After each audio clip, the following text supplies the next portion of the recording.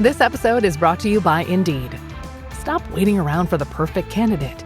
Instead, use Indeed sponsored jobs to find the right people with the right skills fast. It's a simple way to make sure your listing is the first candidates see. According to Indeed data, sponsored jobs have 4 times more applicants than non-sponsored jobs. So go build your dream team today with Indeed. Get a $75 sponsored job credit at Indeed.com/podcast. Terms and conditions apply. Zootopia 2 has come home to Disney+.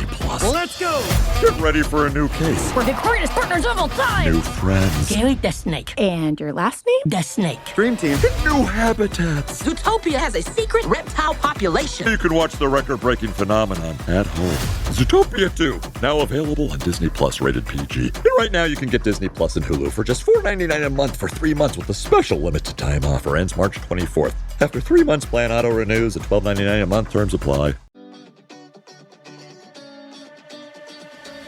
Welcome to Her Extraordinary Life by Design, where we celebrate women who are shaping their lives one extraordinary day at a time.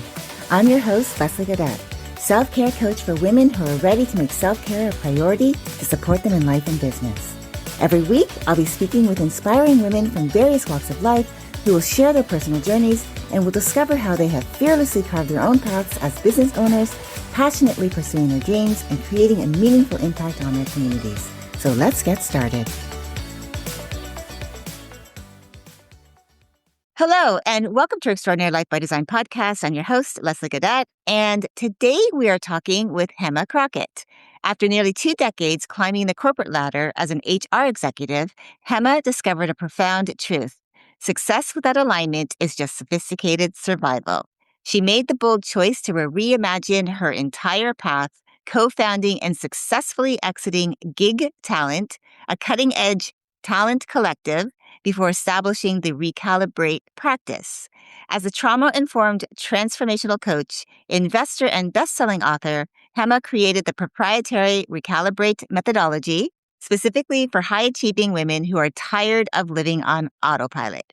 Her work addresses the root cause of disconnection, helping clients shed years of conditioning and shoulds to integrate personal breakthroughs with professional success, creating one cohesive, authentic life.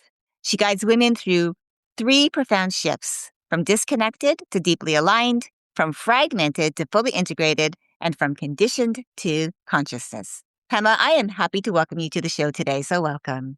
Thank you. I'm really excited to be here. Well, I'm excited that you're here. So we are newly connected. I actually met you through your account manager assistant, I believe, who reached out to me and said that you would be a great guest for the show.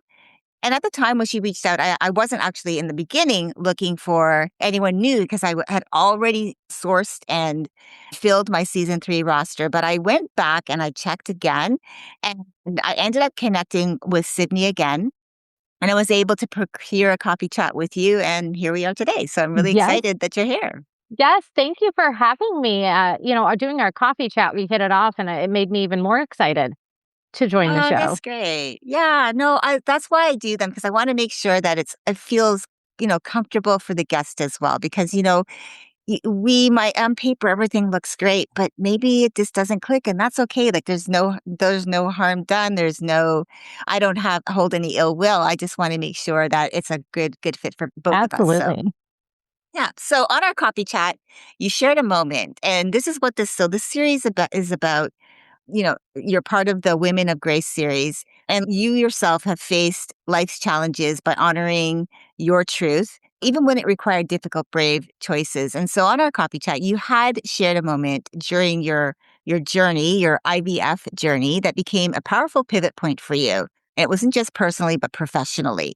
So can you take us back to that season, what was unfolding for you then? And what did you begin to realize about the life that you had built versus the life you actually wanted? Yeah, we're really just diving right in, aren't we? We are getting right to it. I love it. Yes. Yeah. That particular moment was very profound for me. But what I'm going to do is give maybe just a couple of quick tidbits of what led to that moment in the first place, even just getting to IVF, to be fair. So I had been climbing the corporate ladder for quite a few decades prior to even that point in time. And my husband had been active duty Marine Corps. So he was gone a lot. I was focused on my career. Our careers had taken us mainly here in California, but also around the world in a couple of different places. And as 2018 rolled around, he decided that he was going to retire. And so he was going to be home. He was not going to have to deploy, not going to have to train, not doing any of those things. And I had also decided to leave corporate and start my first company at that time as well. And between 2018 and 2019, really just enjoyed spending time together because we hadn't had kind of uninterrupted time between his schedule and mine. So I was continuing to build a business. He had retired, was settling in, post-retirement, job, all of those things. And at the end of 2019, we kind of had this discussion around, gosh, maybe it's time to think about starting a family. Partly because we were reaching an age very quickly where we'd have to make a decision. And partly because it was just expected, although I didn't know that at the time. Or I didn't think about it consciously at the time. Let me put it that way. And so 2019 comes and goes. Early 2020, we have our first kind of conversation with the doctor who says IVF is our only option. And we decide to start in March of 2020, where nothing else was going on in the world, right? The world hadn't shut down entirely at that point. And we thought, we can't wait because we are against a clock to some degree, biological clock, my just body, my mental capacity at some point on do I want to do this? I just didn't know it at the time again. And so we go through 3 rounds in 2020 of egg retrievals. My husband waits in the car because, again, COVID protocols don't allow him in. And we decide to take a little bit of a break. So Christmas of 2020, early 2021. And at the first quarter of 2021, we decide let's do our first and what will turn out to be our final transfer. So COVID is still around. My husband still has to wait in the car when I go into the doctor's office to do this transfer. And I undergo the transfer and I am sitting there. And the first thought that I have is, oh my gosh, I don't want kids. And I can't tell this doctor. This doctor has just done this procedure. This is not what she needs to hear from me. And so I think, all right, I have to go to the car now and I have to tell my husband. And so I get to the car and I look at my husband and I say, I don't want kids. And he looks at me and he's like, neither do I. And I think in that moment, I was dumbfounded, honestly. It was this whole idea of how did we get here? Not necessarily not trying to have children, but not necessarily trying actively to have children for the last, I would say, 10 to 12 years. How did we get here? How did we undergo 18 months or a little under of IVF and never once ask ourselves the question, do I want kids? And so the transfer didn't actually take. There was a low likelihood that it would. We had agreed that if it took, we were going to be phenomenal parents. We were going to show up for that child no matter what. But it didn't take. And that was really, for me, the most pivotal point in my life up until that moment. And quite frankly, maybe the most pivotal even after that moment, still TBD and yet to be written. But what it started for me was really this uncovering process with that question at its root of how did I never stop to ask myself what I wanted? And I looked at it not just from a place of having children, but from a place of corporate America, getting a certain degree in school, going to school, getting married, buying a house. All of these things that I call life's order of operations that we're told as children, you go to school, you get a job, you get married, you buy a house, you have a child, you retire. And I just thought, no, none of that sounds like that's anything that I want to do, quite frankly. And so I spent the next couple of years really just shedding. I went back to my core. We wear a lot of armor. We carry a lot of rocks, all of our conditioning, gender, cultural, societal, familial. And I started just taking it all apart for the next Well, few years. I do want to get into that, but Yeah. I really love your story, and in the sense of like you brought up something for me that I was also thinking. Like when I was growing up, and I don't know if you can relate to this, but growing up, so my mom had 5 kids. Well, if you count my sister who was adopted, she had 6 kids. And then my one sister who passed, so like, that would be 6 kids. But she only ended up raising 4 of us. Mm. And because my sister, who was actually she would have been 363 days younger than me. We were like born in the same month, Wow. 2 days apart. Yeah, it was incredible. But she That's only lived to crazy. be 6 months old. So she passed, she had an aneurysm. But one of the things growing up, I wanted to have 6 kids because I thought that was a thing, like having a lot of kids. I love kids. I used to babysit even some of the difficult kids in our neighborhood. I used to love kids. And not that I don't love them now, but I used to love being around kids. And so I Mhm. thought, oh, I want to have a huge family. And so for me, I had that kind of come to figure out like what I wanted because my husband and we got married later in life. We were married in our early 30s and we decided to wait till we were 40 at the longest before like this is the turning point. Yes or no. And we gave ourselves like that 7-year span. Yeah. Do we want kids or don't we want kids? And for us, we both looked at each other and was like, yeah, I like the life that we're living. I don't want children. And so it was okay. But I love the fact that you brought it up about the expectations of the world, right?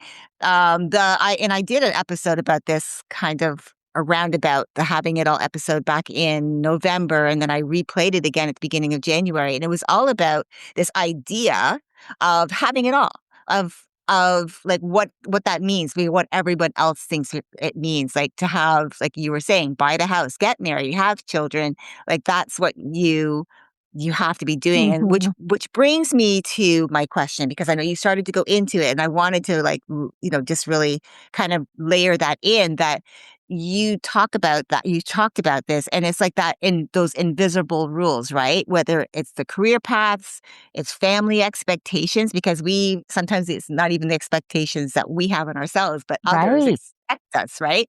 So, and even like leadership roles that we might step into without even realizing how much of it is driven by the word should. So, this is where I really would love for you to step into and give us your perspective. Like, what patterns or narratives did you personally have to unlearn?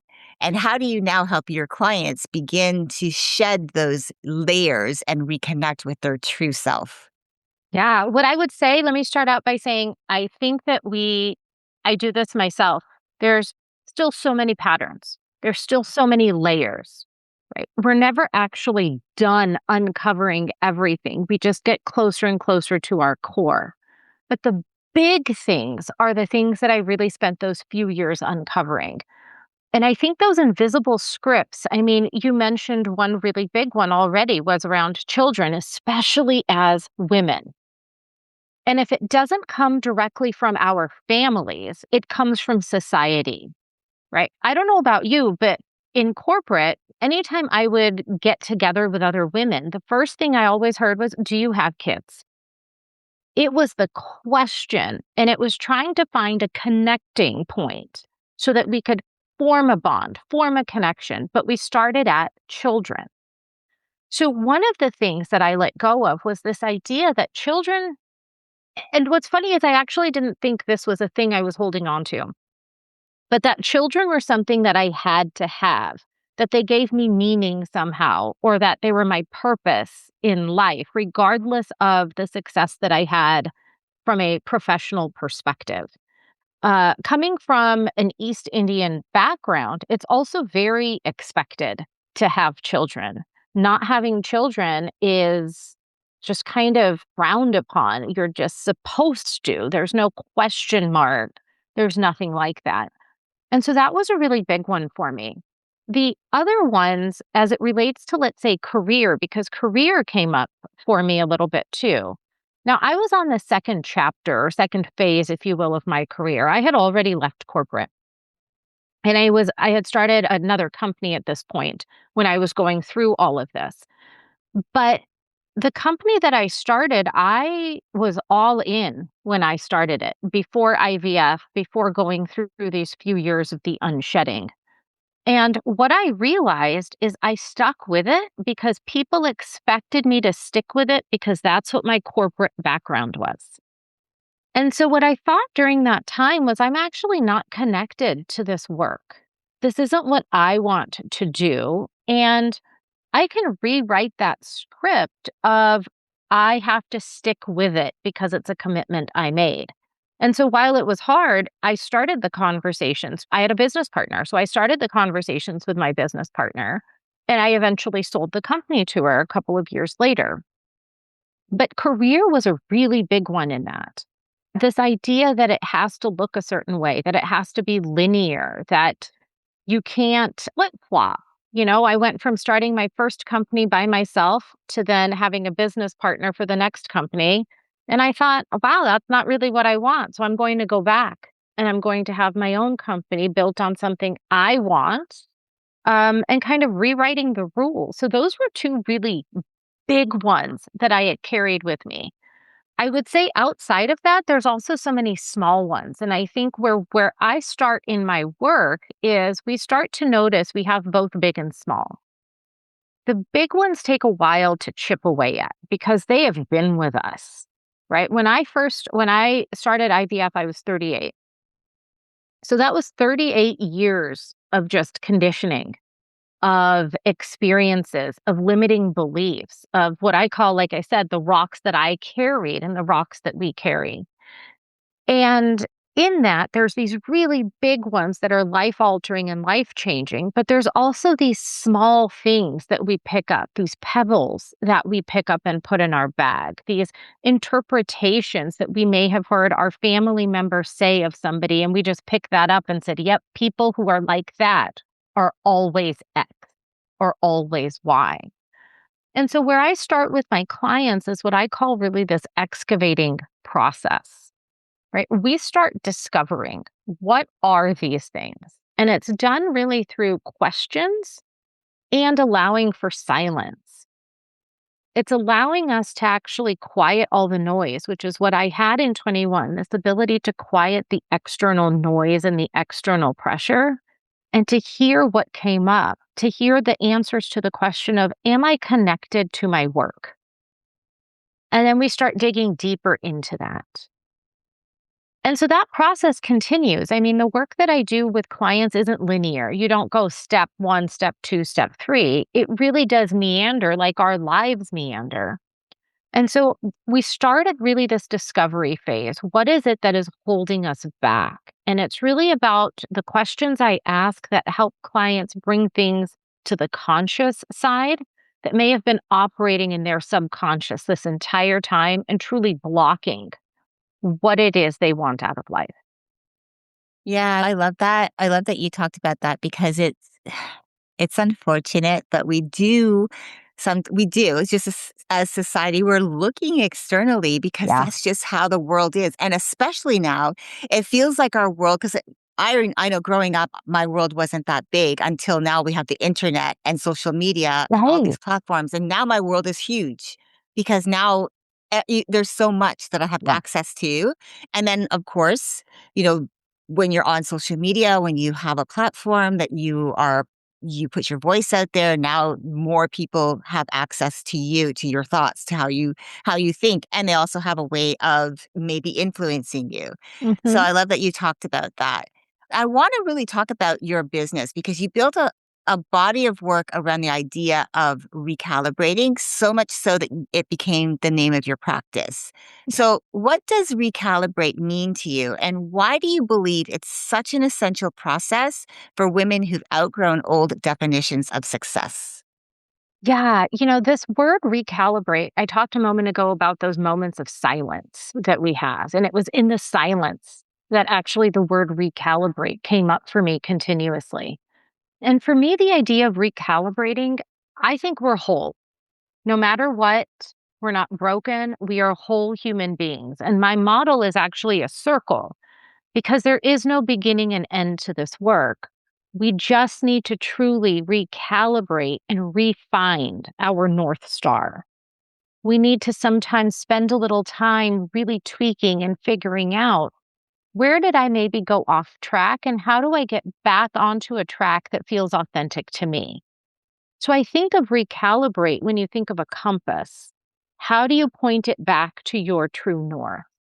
And that was really important to me because I think people have this assumption that inner work and transformative work has a beginning and an end. And there's no such thing as an end to this type of work. There's certainly a beginning where we start to be a little bit more conscious and aware and intentional of the journey that we're starting on. But there is no end to this work. And so the idea of not only recalibrating, but recalibrating in the idea of a circle is really critical to this work. And it's the idea that we can come back to it time and time again, whether it's those big life moments or those small life moments. And I built it because I wish I would have had this when I was going through all of my shedding, or what I call unbecoming, right? How do we unbecome all of the things we're told and taught to be in order to become who we truly are? How do we return home to ourselves? And so I wish I would have had this. I wish I would have had somebody to ask me these questions. And for me, the real differentiator has been we have leadership coaches on a corporate or business side, and we have life coaches on the personal side. But where's the person that bridges the two together? Because we don't do either in a silo. They overlap so much. And so I wanted to really be that bridge. Because there was a time in my life where I was successful on paper externally from a career perspective, but really felt disconnected and disengaged internally. And the two go hand in hand. And that for me was the critical aspect of how can I build this in a way that really helps women bridge those two seemingly different sides of themselves into one holistic person. Yeah, I love that. And one of the things that you were talking about too, what I have always I've been saying this for a few years now, but I always feel like life is a journey. There's no destination. That our destination is the journey itself. So that we're always evolving, we're always growing. There's no end to it. There should be no end to our story. We should still be always looking to evolve in some way that helps us to live more productively, to live more joyfully, to have more love and grace and gratitude and all of those things. And I always just feel like it's so important. We need to be reminded to come back to that because a lot of people think like, oh, there is a destination, like there's a beginning and there's an end. And like you were saying, with transformation, it's, where you might have started out could have been in like one area where you felt like you needed the most transformation and found then other things were opened up to you that were revealed to you that you're like, oh, and then you started transforming in those areas. I feel like I'm always growing. Like I love it too, because Same. when I look back and I go, wow, I look back on my life from just before I started really getting into personal development work back in 2018. And I was like, oh,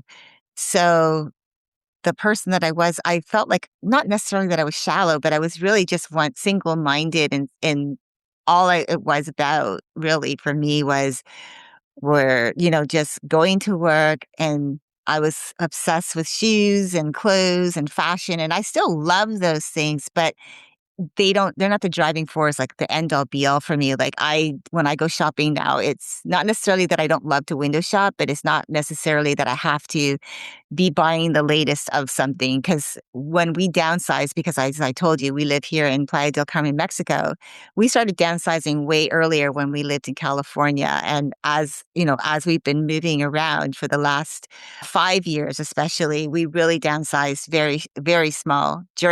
For us, again, the pandemic came and we'd already had plans. And it was like, well, we either stop life or we can just continue on. And we just continued on. So But I love that. So one of the things I wanted to segue into is I feel that women, especially when you're high performing and you are, especially as high performers, I feel we're always looking for new innovation. We're looking for new ideas. We're looking for what can make something better. We're looking for bigger. We're being strategic most of the time, but a lot of the time we're pushing. And I feel that as we're doing the work that we're doing, that we sometimes become emotionally disconnected at home or we're confident in like in one area, but we're like depleted in the other because it's almost like we can't marry the two. Like the idea of work-life balance. And I've said that for me, work-life balance isn't an even scale, but it's just finding ways to make things to be able to be in your relationships joyfully and all in and still be in your business or whatever it is that you do, whether even it's a corporate job, and be content with the work that you do. And you can separate the two and still be able to be confident in both areas. So I'm curious, like, why do you think it's so difficult for women? And how do you help your clients bridge those pieces into one authentic, cohesive life? Yeah, I love this question because how often do we hear work-life balance? We hear it everywhere. And then we, especially as women, start to think, gosh, I'm doing really well at work, but my relationship needs help. Or I wasn't there for the kids. Or I see my friends once every couple of months. And even then, I'm still churning in my head about work. Or maybe it is, this idea that I'm a caregiver. And so, how am I supposed to be a caregiver for maybe a sick parent or family member and show up for work wholly as well? And I think it's this idea of balance that has actually ruined how we show up. And so, the way that I like to approach this is actually from a middle point, which is what kind of life do I want to live? Not what kind of work do I want to do, not what kind of relationship do I want with my spouse or my children or my parents or family members, friends, but what kind of life do I want to live? And then that becomes this center point. And then from there, it becomes, okay, what do you need to do in order to live that life in these different facets that are important to you? So, for example, work may be more important to them right now because they have decided they have another 5 years left before retirement. So it's all about where you are in these stages of life. It could also be post-divorce, which, I see a lot of in my clients as well.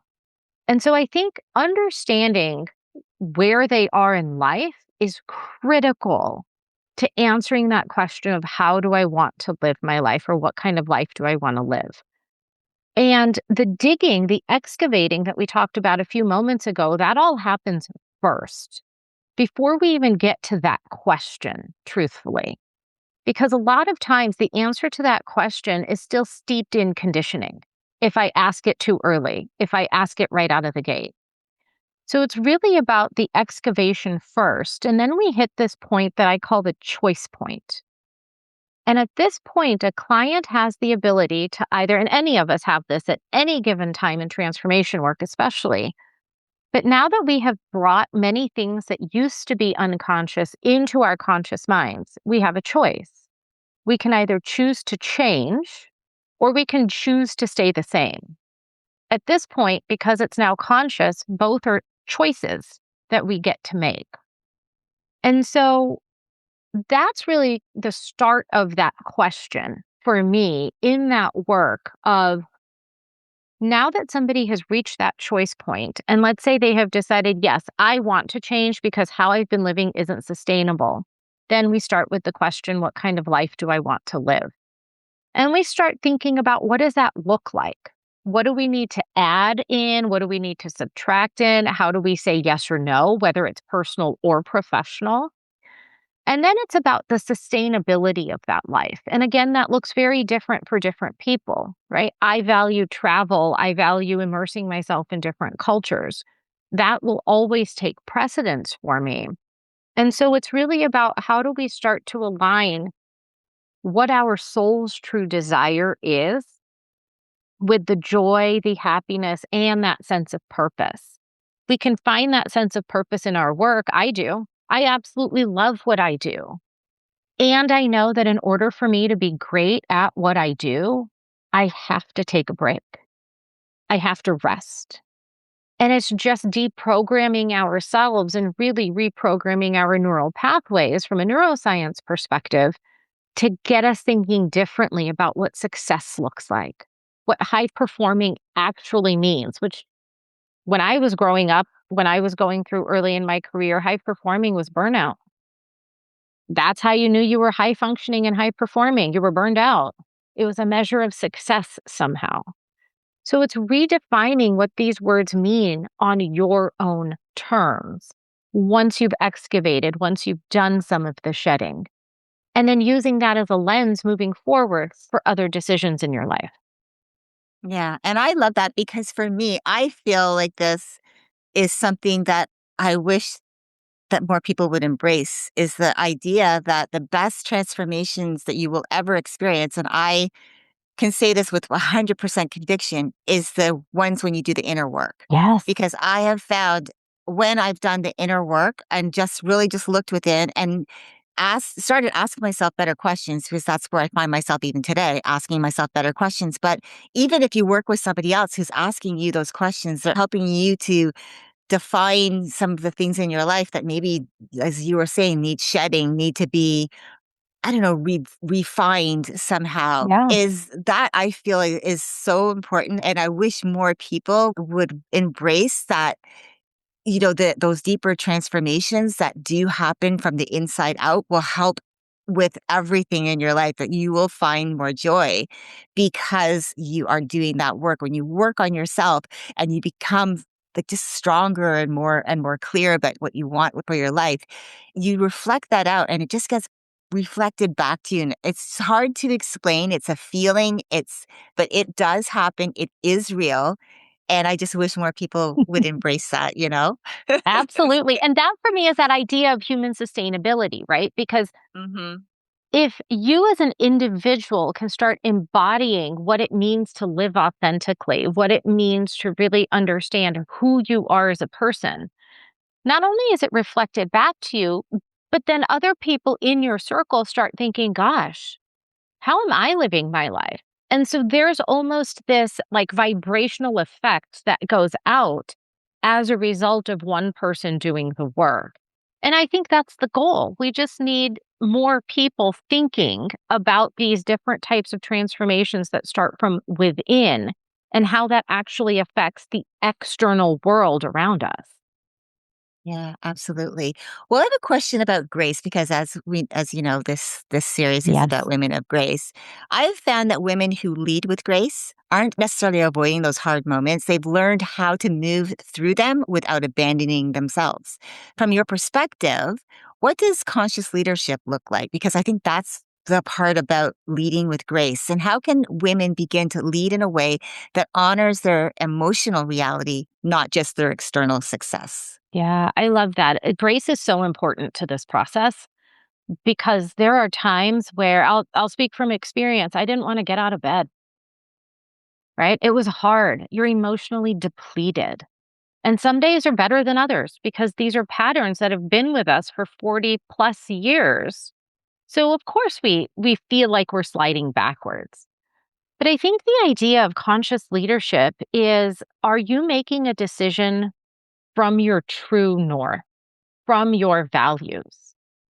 And if you can honestly say, yes, this is an intentional decision that I am making versus what I expect or what I think somebody expects of me, then you're a conscious leader. And I think our society really values doing versus being. And I think a big part of giving ourselves grace, especially through this type of work, and as we think about what it means to be a conscious leader, it's just being sometimes, right? I think we define rest as something that is earned, something I have to wait for. And I think to give ourselves grace, to be a conscious leader means I know when I need to rest because I am not at my best. And I think it starts with us first. And many people think that's selfish. It's like what they tell you in an airplane. right? Put your oxygen mask on first before helping anybody next to you. And that's because you are no good to anybody if you are not coming from your authentic self, if you're not coming from your core and your own decisions versus what you think people are expecting from you. Yeah, absolutely. Well, I have one final question for you. You have dismantled a life built around shoulds. You've created and you've also exited successful businesses, and you've also now created something even more deeply rooted in alignment. If every woman who's listening today could walk away with one message about success, about grace, and designing a life that actually fits them, what would you most want her to remember? It's hard to narrow it down to one thing, but I would say that it's possible. I think we get caught up in not thinking that it's possible, that that's for other people. I don't have time. And I would say start small, take 5 minutes, be courageous, and you absolutely can create a life that is aligned personally, professionally, externally, and internally. Oh, I love that. Thank you so much. Hema, it has been such a pleasure having you on today and sharing your story because I really feel, as I said, this is an important series to me. When I had the coffee chat with you, I told you how important it is to me because I really wanted to find women who could show that regardless of life's challenges, that you can build an extraordinary life. It can be done, like you were saying, it's possible.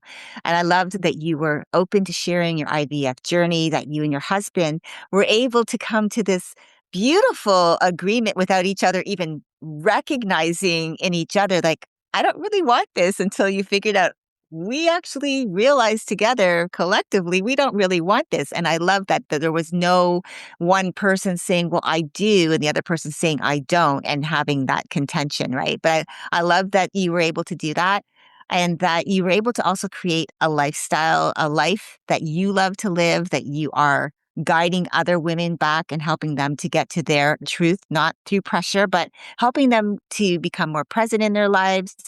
And I just really found our conversation today really enlightening. And I'm really happy that you took some time and spent it with me. So thank you. Thank you for having me. I loved this conversation and just really excited for other women to really realize they can absolutely live on their own terms and live differently. Yeah, absolutely. And to our listeners, if you'd like to connect with Hema directly to learn more about the Recalibrate practice, she also has a podcast called Disrupting Default, and she has books that she has written, which I'll share in the show notes. And again, you can find everything there. Everything will be available for you. You don't have to go looking anywhere else. Remember, sometimes the bravest thing you can do is pause. Pause long enough to hear yourself again and give that voice a seat at the table, because that voice, the one that's quiet but steady, is part of you that already knows. And when you choose to honor it, you're not just creating space for yourself, you're reclaiming the authority to live a life that reflects what matters most to you and stepping fully into the woman of grace you've always been. Until next time, keep dreaming, keep believing, and keep designing your extraordinary life one day at a time. Thank you for joining me on Her Extraordinary Life by Design. I hope you've been inspired and empowered by the incredible stories shared on this show. If you enjoyed this episode and the conversations we've had, I would greatly appreciate if you could take a moment to leave a review. Your feedback and support mean the world to me, and it will help others discover the podcast and join our empowering community. Remember to hit the subscribe button so you never miss an episode. Together, we can continue to learn from these amazing women, uncover their extraordinary journeys, and be motivated to create our own lives by design. Thank you again for tuning in. Until next time, stay empowered and keep shaping your extraordinary life one day at a time.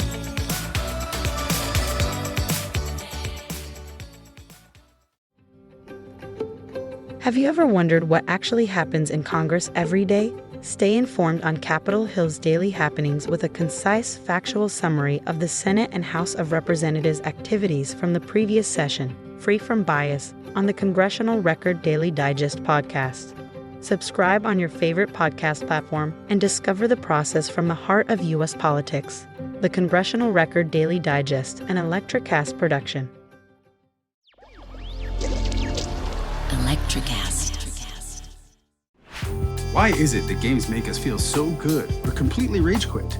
These emotions we feel are mostly not an accident. People like me designed them. I'm Chris Cross, and this is Brain Arcade, a podcast all about the psychology of game design and why games hit us so hard.